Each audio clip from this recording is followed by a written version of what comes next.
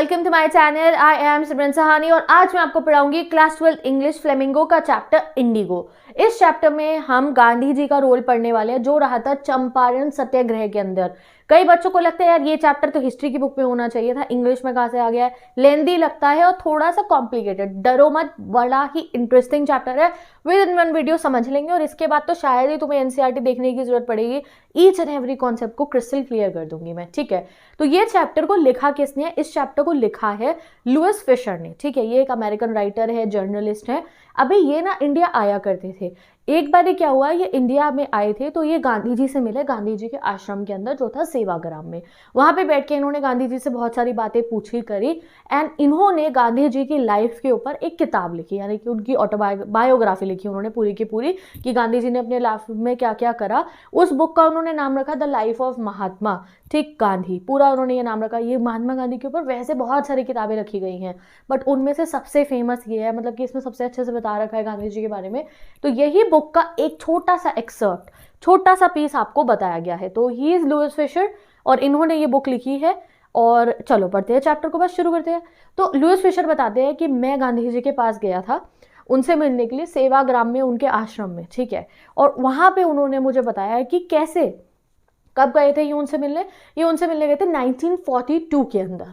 अब वो 1942 में एक शाम वहाँ बैठ के दोनों बात कर रहे थे, तो कह रहे उन्होंने मुझे तब बताया गांधी जी ने कि कैसे उन्होंने 1917 के अंदर डिसाइड करा था कि मैं आज के बाद जो है आंदोलन करूँगा। आज के बाद मैं ब्रिटिशर्स को मेरे ही घर के अंदर, मेरी ही कंट्री के अंदर ऑर्डर्स नहीं देने दूंगा। मैं अब लड़ाई करूँगा, मैं ब्रिटिशर भारत छोड़ो आंदोलन को स्टार्ट करूँगा। वो शुरू कैसे हुआ? दरवीर से गांधी जी हमारे सबसे, आप कह सकते हो कि उन्होंने कितना कुछ करा हमारे फ्रीडम हासिल करवाने के लिए। तो वो शुरू कैसे हुआ वो गांधी जी ने बताते हैं। तो गांधी जी बताते हैं कि क्या हुआ था। मैं गया था नेशनल कांग्रेस, जो हमारी कांग्रेस पार्टी है उसकी एक मीटिंग हुई थी। तो इंडियन नेशनल कांग्रेस के अलग अलग सेशंस होते रहते थे। तो उसका दिसंबर के अंदर एक सेशन हुआ था, 1916 के दिसंबर की बात है। तभी 1917 में इनका फाइनल हो गया ना कि हाँ अपनी ब्रिटिशर भारत छोड़ो, क्योंकि दिसंबर 1916 में ये गए थे। लखनऊ के अंदर हो रही थी ये एक मीटिंग इंडियन नेशनल कांग्रेस की। इस मीटिंग में बहुत बड़े बड़े दिग्गज लोग आए थे। डेलीगेट्स कहा गया कि उस ज़माने के जो इंग्लिश बोला करते थे, नोन लोग, लॉयर्स, बड़े बड़े जो है लोग जो ब्रिटिशर्स से के साथ बातचीत करते थे और कंपेटेबल होते थे, पूरे हमारे बड़े बड़े डेलीगेट जो थे, 2301 ये नंबर याद रखना, कमेंट भी कर दो। ये सब हम बड़े बड़े व्यक्ति पहुंचे हुए थे और वो मीटिंग कर रहे थे। कह रहे मैं भी वहाँ गया हुआ था। अब वहाँ पे मेरे से एक फार्मर मिलने आता है, एक बहुत ही, उसको देख के पता चल रहा था कि वो कितना गरीब है। उस समय पे हमारे इंडिया के जितने भी फार्मर होते थे इतने पतले मजबूर दिखाई देते थे क्योंकि वो गरीबी से जूझ रहे थे। तो वो मेरे पास में आता है और उस फार्मर का नाम था राजकुमार शुक्ला। अब वो वहाँ पे कहाँ से आया था? वो चंपारण से आया था। चंपारण कहाँ है? चंपारण बिहार में है। बट उन्होंने कैसे बताया कि चंपारण का है? नेपाल जो है उसके किंगडम ऑफ नेपाल के फुट हिल्स में, यानी कि नेपाल के नीचे की तरफ एक जगह है चंपारण, वहाँ पे बिहार है ना ऑब्वियसली। तो बिहार का चंपारण से एक फार्मर आया था और वो अपनी प्रॉब्लम लेकर आया था। उनके साथ कोई नाइंसाफ़ी हुई थी वहाँ के फार्मर्स के साथ, वो बताने आया था। अब वहाँ इतने बड़े बड़े दिग्गज लोग थे तो किसी ने उनसे कह दिया कि अरे गांधी से जाके बात करो, वो तुम्हारी मदद कर देगा। तो राजकुमार शुक्ला गांधी जी के पास जाते हैं, ठीक है। अब वो कहते हैं राजकुमार शुक्ला मुझे बताता है कि आप सर मेरे साथ ना चंपारण चलो। अब कह रहे मुझे तो पता भी नहीं था चंपारण के बारे में। वो मुझे बताता है कि मैं ना वो फार्मर हूँ, हम लोग इंडिगो की प्लांटेशन करते हैं और हमारे साथ बहुत बुरी नाइंसाफ़ी करी है ज़मींदारों ने, आप चलो और मेरी मदद करो। बट गांधी जी कहते हैं कि मेरे पास उस समय बिल्कुल भी समय नहीं था, आई वॉज वेरी बिजी। तो मैंने उसे बोला कि भाई मुझे तो अभी जाना है कानपुर, और कानपुर के बाद मुझे और भी बहुत सारी जगह जाना है। तो वो जो फार्मर था वो बहुत ज़िद्दी था। वो कह रहे हैं मेरा हर जगह पीछा करने लगा। वो कौन थे फार्मर? ये नहीं, देखो उनकी photo, Rajkumar Shukla. He is a very, मतलब आप कह सकते हो चंपारण सत्याग्रह के अंदर एक सबसे बड़ा रोल इनका है कि इनिशिएटिव इन्होंने लिया था गांधी जी को बुला के लाने का चंपारण तक। तो ये कहते हैं, गांधी जी कह रहे हैं ये मेरे साथ साथ चलने लगे। कानपुर गया तो कानपुर, कहीं और गया तो कहीं और गया, हर जगह ये राजकुमार शुक्ला मेरे पीछे पीछे चलते रहे, ठीक है। अब कह रहे एक दिन हम अपने आश्रम में बैठे हुए थे, फाइनली ये मेरे साथ ही रह रहे थे काफ़ी समय से, आश्रम में बैठे हुए थे हम, ठीक है। और जो है वो मुझे कहते हैं कि सर प्लीज़ अब मुझे एक डेट फिक्स कर दो जब आप चंपारण आओगे, प्लीज़ एक डेट फिक्स कर दो बस। तो गांधी जी कहते हैं इतनी उसकी वो देख के कि इतनी शिद्दत से मेरे पीछे है इतने समय से, मतलब कोई ज़रूर कोई सीरियस मैटर होगा। तो मैंने उन्हें बोला कि अच्छा ठीक है, मैं उस दिन कलकत्ता आऊँगा किसी काम से, तो वहाँ कलकत्ता में मुझे तुम मिलना, फिर कलकत्ता से हम इकट्ठे बिहार चलेंगे। तो कह रहे फिर वो दिन आता है, जैसे ही मैं कलकत्ता से अपनी मीटिंग जो है वहाँ पहुँचा तो मैंने देखा कि वहाँ बैठे हुए थे राजकुमार शुक्ला जी, मेरा इंतज़ार कर रहे थे। मैंने कुछ एक दो काम और निपटाए अपने, फिर हम दोनों ने ट्रेन पकड़ी पटना बिहार के लिए, और फिर ये पटना बिहार पहुँच जाते हैं। अब जैसे ही ये पटना बिहार पहुँचते हैं तो गांधी जी कह रहे कि मुझे केस से रिलेटेड कुछ डिटेल्स तो पता चल गई थी। अब केस क्या था वो मैं तुम्हें आगे ही बता दूंगी, जब चैप्टर में बताया गया है। कुछ ये लोग इंडिगो नाम का एक फसल उगाते थे, उससे रिलेटेड कोई प्रॉब्लम खड़ी हुई थी, ठीक है, आगे बताऊंगी। वैसे ही मज़ा आता है फिर चैप्टर को पढ़ने में, ठीक है। तो वो कह रहे अब उसने मुझे इतनी डिटेल्स, वो फार्मर है, इतने पढ़े लिखे नहीं है, तो वो अच्छे से गहराई नहीं बता पा रहे थे, डिटेल्स नहीं बता रहे थे। तो मैंने सोचा मैं राजेंद्र प्रसाद से जाके पता करता हूँ। तो बिहार के चंपारण में वो राजेंद्र प्रसाद के घर पे जाते हैं। You know who is Rajendra Prasad? Comment में बताओ जल्दी से। ये हमारे इंडिया के फर्स्ट प्रेसिडेंट बने और साथ ही साथ में कांग्रेस पार्टी के भी, ठीक है। तो ये जो है इनके घर पे जाते हैं, बट अनफॉर्चुनेटली उस समय ये घर पे नहीं थे। पता करने जाती हैं लॉयर थे कि भाई क्या हुआ है बताओ। तो वहाँ पे उनके प्रेजेंट नहीं थे घर पे, तो उनके घर के नौकर थे, और नौकर ने घर में आने दिया राजकुमार शुक्ला को और गांधी जी को, क्योंकि उन्हें पता है कि ये फार्मर बेचारा आता रहता है हमारे मालिक से मदद मांगने के लिए, और उन्हें उस समय गांधी जी भी कोई फार्मर ही लगते हैं। अब गांधी जी का मन था कि वो कुएं से पानी पी ले, तो वो उन्हें कुएं से पानी पीने को मना कर देते। क्यों? क्योंकि उन्हें अभी तक ये नहीं पता था कि गांधी जी अनटचेबल है या नहीं। तो उस समय तक हमारी कंट्री के अंदर अनटचेबिलिटी प्रैक्टिस होती थी, और ये सोच थी कि अगर गांधी जी अनटचेबल हुए तो उनके, अगर उन्होंने छू दिया उस पानी को तो कुछ बूंदों से पूरा जल जो है उस कुएं का पॉल्यूट हो जाएगा, तो उन्हें मना कर देते आप पानी नहीं पियोगे, ठीक है। तो ये याद रखना, इसके ऊपर क्वेश्चन आता है। फिर वो कह रहे जब वो तो मुझे मिले नहीं, तो मैंने जो है कॉल लगाई, कॉल नहीं लगाते थे, तार डालते थे उस समय में, टेलीग्राम करा, आज वाला टेलीग्राम नहीं, पुराने ज़माने का असली टेलीग्राम करा अपने एक दोस्त को, JV कृपलानी को, जिससे मैं मिला था शांति निकेतन टैगोर स्कूल के अंदर, ठीक है। और अभी वो जो है मुजफ्फरपुर के आर्ट्स कॉलेज के अंदर प्रोफेसर थे। तो उन्हें मैंने फ़ोन करा कि अब पटना में तो उनका काम बना नहीं, कि अब मैं मुजफ्फरपुर आ रहा हूँ। तो ये चंपारण की अब आप 3-4 शहर के बारे में पढ़ोगे, चंपारण क्या कह रही हूँ, सॉरी, मैं बिहार के 3-4 जगहों के बारे में पढ़ोगे आप, चंपारण के बारे में पढ़ोगे। कभी गांधी चंपारण जाए, कभी गांधी जी मोतीहारी जाएंगे, कभी मुजफ्फरपुर, अभी बिहार के पटना में तो थे ही, तो अलग अलग जगहों पे गए पता करने के लिए सब कुछ। तो अब इन्होंने मुजफ्फरपुर वाले अपने प्रोफेसर को कहा कि भाई मैं आऊँगा और फिर मैं आगे चल के वहाँ पे जो होने वाला है कामकाज वो देखूँगा। तो JB कृपलानी जी जो है 15 अप्रैल की 1917 की, कह रहे रात को 12 बजे मैं ट्रेन से उतरता हूँ मुजफ्फरपुर के स्टेशन के ऊपर, और जैसे ही मैं ट्रेन से उतरता हूँ मैं देखता हूँ कि JB कृपलानी अपने बहुत सारे स्टूडेंट्स के साथ अपने कॉलेज के मेरा वेलकम करने आए थे। उन बच्चों को पता था गांधी जी ने जो साउथ अफ्रीका के अंदर जो है अपार्थाइड के खिलाफ लड़ाई करी थी उसके बारे में, तो इसलिए वो बहुत इम्प्रेस थे गांधी जी से, तो वो सब लोग मिलने आए थे। अब कह रहे मैं वहाँ 2-3 दिन रुका मुजफ्फरपुर में इन्फॉर्मेशन को गैदर करने के लिए। तो मैं वहाँ पता है किसके घर रुका, एक और प्रोफेसर थे जिनका नाम था प्रोफेसर मलकानी, MALKANI, मलकानी, और उनके घर में 2 दिन रुका। और उस ज़माने में ये बहुत बड़ी बात थी, बहुत एक हिम्मत की बात थी कि एक इंडियन आदमी ने मुझे अपने घर पे रुकाया। भाई तुम क्यों कह रहे हो इंडियन को तो रुकवाएगा, बट वो कह रहे मेरे को रुकवाया घर में, ये बड़ी बात थी, क्योंकि मैं था होम रूल का एडवोकेट। होम रूल मतलब अंग्रेज़ों भारत छोड़ो। तो अगर कोई इंसान ऐसा होता था जो कहते हैं अंग्रेज़ों भारत छोड़ो, तो हमारे भारतीय ही उन्हें अपने घर में रुकाने से डरते थे, वरना ब्रिटिशर जेल डाल देते थे उनको। तो इसलिए कह रहे उन्होंने नहीं परवाह करी, उन्होंने मुझे अपने घर पे रुकाया। तो ये बहुत ही एक्स्ट्रा ऑर्डिनरी बात थी उस जमाने के लिए। अब वो कह रहे मैंने वहाँ पे जो है जैसे ही वहाँ पे पहुँचा मुजफ्फरपुर, तो ये बात सबको पता चल गई चंपारण के बाकी फार्मर्स को कि कोई आया है महात्मा हमारी मदद करने के लिए। तो सब आ रहे थे, जैसे पैदल आ रहे हैं, गाड़ी में आ रहे हैं, बुलेट कार्ट में आ रहे हैं, कहीं भी आ रहे हैं, कि देखने के लिए कि कौन आया मदद करने। अब कह रहे सुबह में मुजफ्फरपुर के जितने भी लॉयर्स थे जो केस लड़ रहे थे फार्मर्स का, जो उनके साथ नाइंसाफ़ी हुई थी, उनसे बात करी, भाई आप बताओ मुझे केस। तो कह रहे सबसे पहले तो मैंने उन्हें बहुत ज़्यादा डांटा, क्योंकि वो इतने भारी भरकम पैसे, बहुत पैसे चार्ज कर रहे थे, मोटी फीस चार्ज कर रहे थे गरीब फार्मर से, जिस पे तो पैसा है ही नहीं। ऊपर से वो लूटा भी है, अभी इतने उनके साथ नाइंसाफ़ी हुई है। तो मैंने डांटा, और फिर मेरे को समझ में आया कि वो कहते हैं अब मैं कोर्ट पे हम नहीं जाएंगे, ये जो गड़बड़ हुई है इसका फैसला कोर्ट में नहीं हो पाएगा, क्योंकि इन फार्मर्स को इतना डर लग रहा है ब्रिटिशर्स से, इतना डर रहे हैं ये, जब तक इनके डर का खात्मा नहीं होगा तब तक कोई फैसला नहीं होने वाला, तो अब कोर्ट जाना बंद। वो कहते हैं अब हम कोर्ट नहीं जाएंगे, ठीक है। अब फिर वो क्या करते हैं, अब हमें बताते हैं कि प्रॉब्लम थी क्या, कि जो ये सारे फार्मर्स हैं चंपारण के, इनके साथ प्रॉब्लम क्या हुई थी। तो देखो चंपारण में जितना भी एरेबल लैंड है, एरेबल लैंड मतलब होता है जहाँ पे खेती हो सकती है, जैसे ये बड़े बड़े खेत हैं, तो इनके ओनर को होते थे इंग्लिशमैन, यानी कि इंग्लिशमैन एक अंग्रेज ब्रिटिशर उसका ओनर है, ठीक है। अब वो जो अंग्रेज ब्रिटिशर है वो खुद थोड़ी फार्मिंग करेगा, नहीं, तो उन्होंने हमारे इंडियन फार्मर्स को एज अ टेनेंट यानी कि एज अ किराए का फार्मर रखा हुआ था, और हमारे फार्मर यहाँ पे फार्मिंग करते थे। अब हमारे फार्मर्स को खेत किराए पे मिले हुए थे, किससे? इंग्लिशमैन से।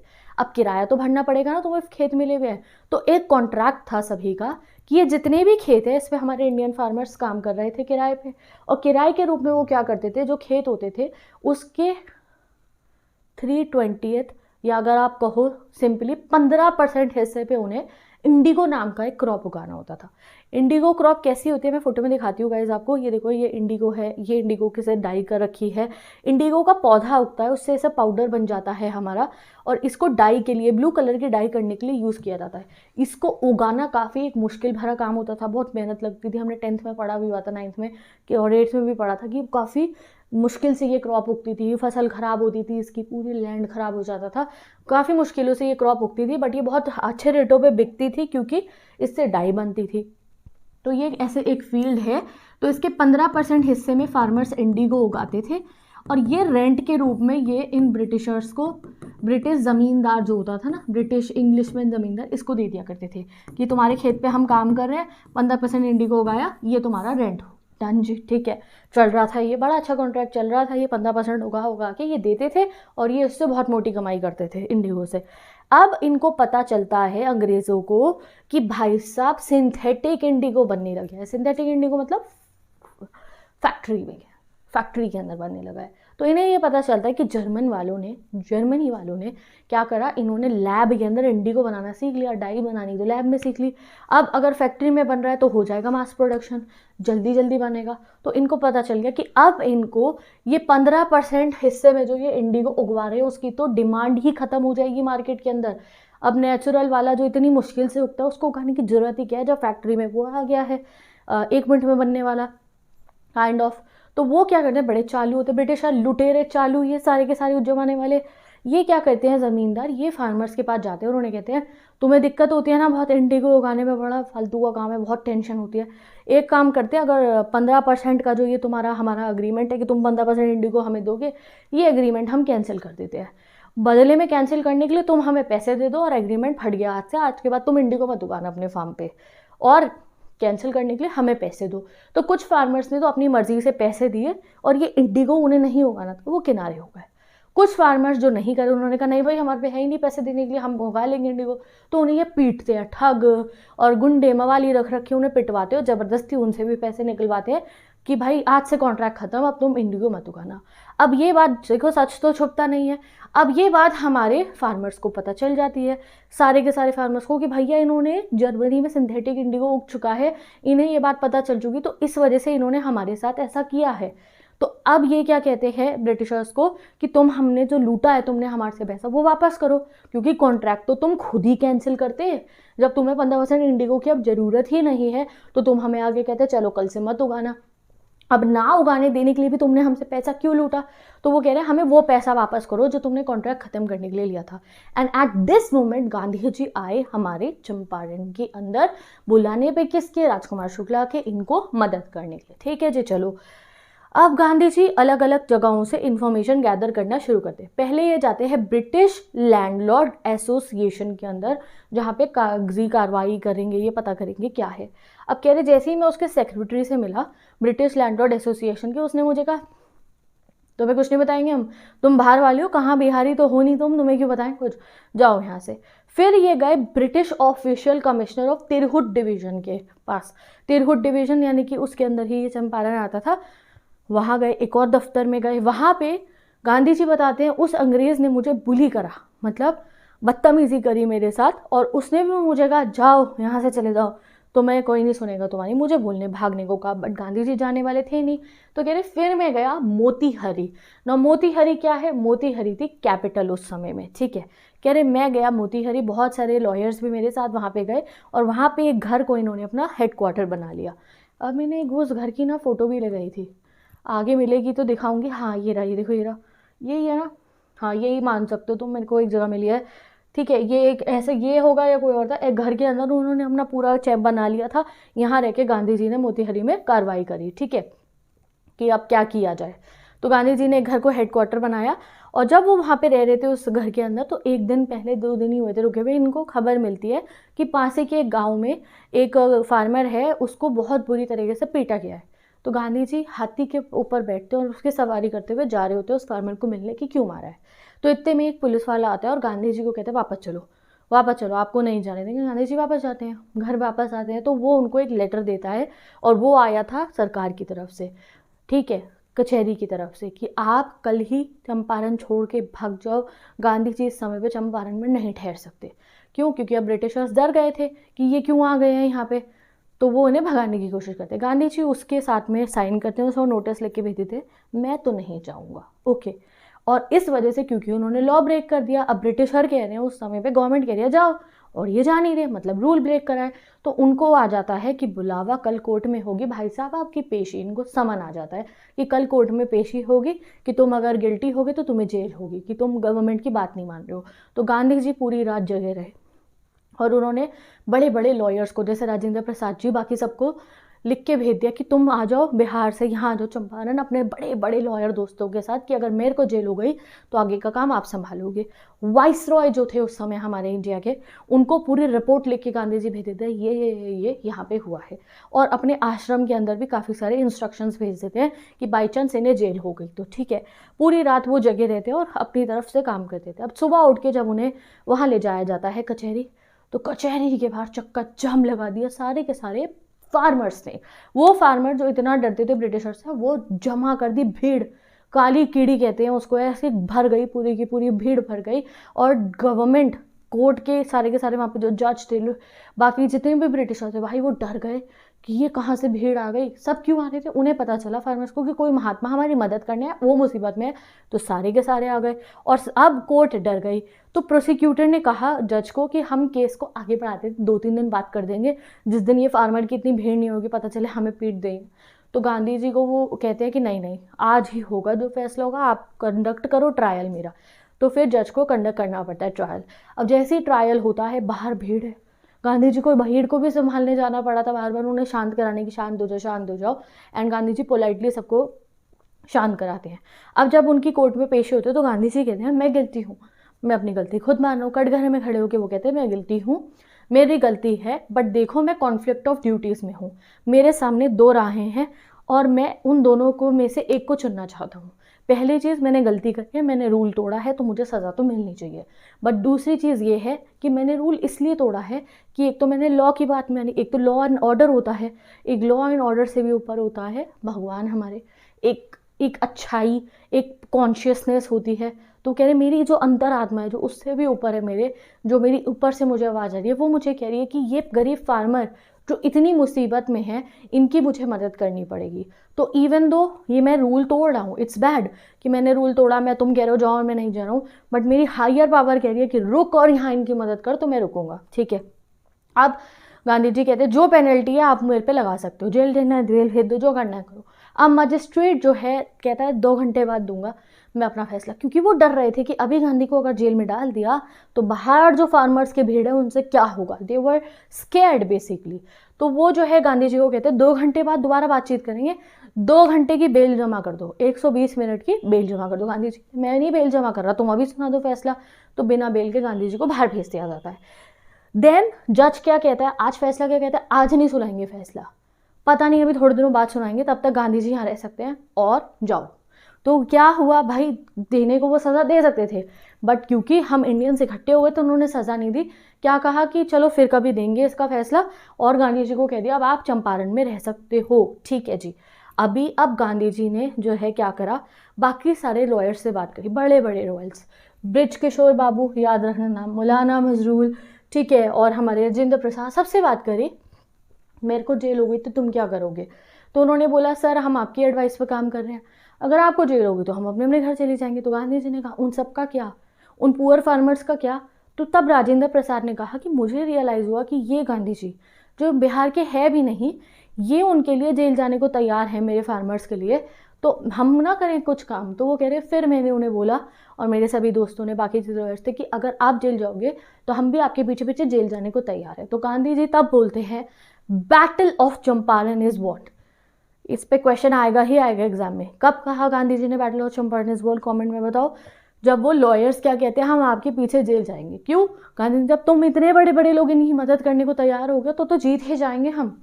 अब वो कह रहे गांधी जी ने पूरा एक प्लान बनाया कि ऐसे हमारा धीरे धीरे 2-2 पेयर में हमें अरेस्ट करेंगे ये लोग, हम ऐसे ऐसे फिर आगे काम बढ़ाते रहेंगे, और पूरा हमने प्लान बना लिया। ठीक है, अब ये मैंने आपको बता दिया, इन्होंने प्लान्स बनाए समथिंग लाइक दैट। अब गांधी जी को थोड़े ही दिनों के अंदर ही received written communication from the magistrate की तरफ से लिखित में लेटर आया informing him that lieutenant governor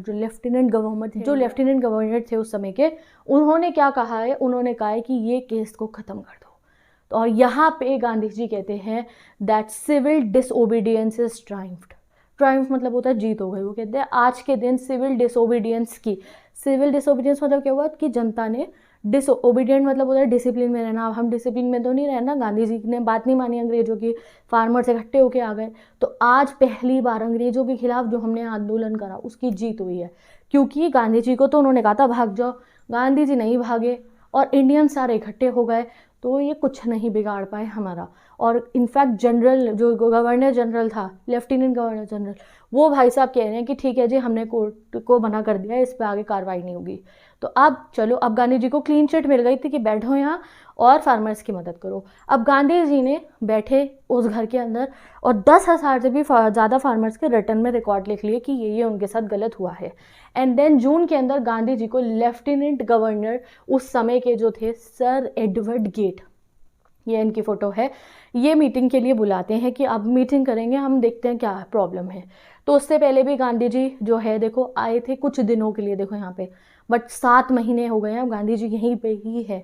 जाने से पहले, लेफ्टिनेंट गवर्नर से मीटिंग करने से पहले भी वो बाकी लॉयर्स को कुछ कुछ समझा के जाते हैं और अपने आश्रम के अंदर भी इंस्ट्रक्शंस कुछ दे के जाते हैं। ठीक है, अब वो इंटरव्यू गांधी जी का लेफ्टिनेंट गवर्नर के साथ काफ़ी घंटों चलता है, 4 बार इंटरव्यू होता है इनका। और एज अ रिज़ल्ट ये जो लेफ्टिनेंट गवर्नर थे ये कहते हैं कि इस केस को लेकर कि किसने किसको लूटा, हम एक कमीशन बैठाएंगे, हम एक पूरी एक कमेटी बैठाएंगे। उसमें कौन कौन होंगे? उसमें गांधी जी आप भी होंगे, उसमें ब्रिटिशर के लैंडलॉर्ड्स की तरफ से भी रिप्रेजेंटेटिव होंगे, एक हमारा गवर्नमेंट का बंदा होगा। ठीक है, वो बैठ के बाद डिस्कशन होगा कि किसकी गलती थी और क्या होना है। अब गांधी जी, ये मैं आपको बता चुकी हूँ, 7 महीने हो गए थे यहाँ पे रह रहे थे, और बीच बीच में जो वहाँ पे कुछ उन्होंने काम था आश्रम में वो बताते रहते थे उनको। और अब ऑफिशियल इंक्वायरी बैठते हैं, यहाँ गांधी जी, यहाँ लैंडलॉर्ड जिन्होंने लूटा, यहाँ गवर्नमेंट का बंदा, बातचीत होती है और वो लोग मानना पड़ता है उनको, कौन, हमारे ब्रिटिश जो वो थे ना ज़मींदार जिन्होंने लूटा था, कि हाँ उनकी गलती है, उन्होंने लूटा। वो कहते ठीक है हम पैसा वापस कर देंगे। अब बात थी कितना पैसा वापस होगा, मान गए, देखो हार तो हो ही गई ना ज़मींदार की, कि उन्होंने गलती मान ली, हाँ हमने गलत काम किया है, ज़बरदस्ती पैसा लूटा, तो वो कहते ठीक है वापस कर देंगे। अब उन्हें इसमें भी बहुत चालूपंथी करनी थी, उन्हें लगा गांधी जी 100% पैसा वापस मांगेंगे, हम देंगे नहीं। गांधी जी पहली बारी में ही कहते कि मुझे 50% पैसा वापस कर दो जो तुमने हमारे गरीब फार्मर से लूटा है। अब वो कहते हैं कि 50% भी नहीं देंगे हम। वो बिल्कुल ना प्लानिंग से आए थे, ज़मींदार की तरफ के जो लोग थे, ब्रिटिश लैंडलॉर्ड्स के, वो सोच रहे थे 1 रुपये नहीं देंगे। एक डेडलॉक की सिचुएशन, जैसे मम्मी बार्गेनिंग करती है ना, तो कभी कभी डेडलॉक हो जाता है, वो कहता है दुकानदार नहीं भैया हम नहीं दे रहे पैसे और इससे कम नहीं करेंगे, मम्मी भी नहीं देना चाह रही होती उससे ज़्यादा, तो वो चाह रहा था ऐसा हो जाए कि वो बीच में बात रह जाए कि गांधी जी 50 से कम में नहीं आएंगे और हम 50 भी नहीं देंगे, उससे कम भी नहीं देना चाह रहे। तो गांधी जी को वो कहते हैं कि नहीं हम तो 25% देंगे, 50 नहीं देंगे वापस, 25% पैसा वापस देंगे जो लूटा था ना अग्रीमेंट कैंसिल कराने के लिए। तो गांधी जी कहते हैं अच्छा ठीक है 25% दे दो। और यहाँ पे वो डेडलॉक ब्रेक होता है, पूरी दुनिया हैरान, उस समय इंडिया के बाकी लोग हैरान कि गांधी जी 25% के लिए इतने पापड़ थोड़ी बेले थे, क्यों माने, नहीं मानते ना, सारे पैसे वापस दिलवाते। तो बट गांधी जी कहते हैं कि यहाँ पे पैसा मैटर नहीं करता, उससे ऊपर पे वो मानते ही ना, और यहाँ पे पैसा मैटर नहीं करता है, it is more than just money. आज फार्मर्स को पता चल गया है कि ये जो ब्रिटिश ज़मींदार हैं, लैंडलॉर्ड्स हैं, ये लॉ से ऊपर नहीं है। अगर वो चाहें तो ये नहीं कि उनसे डर के बैठे रहेंगे, नहीं हमारे साथ नाइंसाफ़ी कर देंगे, हम बोल नहीं सकते, नहीं, कोर्ट है, कचहरी है, चाहे तो उनसे वो जो है जाके इक्वली ट्रीटमेंट अपना करवा सकते हैं। तो इसलिए वो कहते हैं कि पैसों से ज़्यादा मैटर है कि आज के बाद फार्मर डर के तो नहीं रहेगा इनसे। और थोड़े समय में कहते हैं होता ही ऐसा है, ये ब्रिटिशर्स लैंडलॉर्ड सिस्टम सब खत्म हो जाता है, सारे के सारे खेत फार्मर्स के ही हो जाते हैं। डन। अब विद दिस गाइज अब हम आते हैं चैप्टर के नेक्स्ट पार्ट पे। यहाँ पे राजकुमार शुक्ला जी और बाकी सभी चंपारण के जितने पीजेंट्स थे उनका केस सॉल्व हो गया, उन्हें 50% पैसा वापस मिल गया और अपना आत्मसम्मान भी मिल गया। ओके, अब गांधी जी ने वहाँ, ये नहीं कि वहाँ से चले गए, अब क्योंकि वो daily day to day problems को हल करने में लगते थे तो उन्होंने देखा यहाँ चंपारण के लोगों की हालत बहुत बुरी है, ना बच्चों के लिए स्कूल है, ना सैनिटेशन है, ना वॉशरूम है, बहुत गड़बड़ है। तो ये दो लोगों को बुलाते हैं, महादेव देसाई और नरहरि पारेख, ये काफ़ी दो उनके जो है फॉलोअर्स थे। गांधी जी उन्हें बुलाते हैं कि तुम यहाँ, और अपनी वाइफ को भी बुलाते हैं, अपने बेटे को भी, यहाँ चंपारण में, और यहाँ आके हम इन लोगों की मदद करेंगे। क्या क्या करते हैं गांधी जी यहाँ पे? गांधी जी सबसे पहले तो यहाँ पे डिफरेंट एरियाज़ के अंदर 6 प्राइमरी स्कूल खुलवाते हैं बच्चों को पढ़ाने के लिए, ठीक है।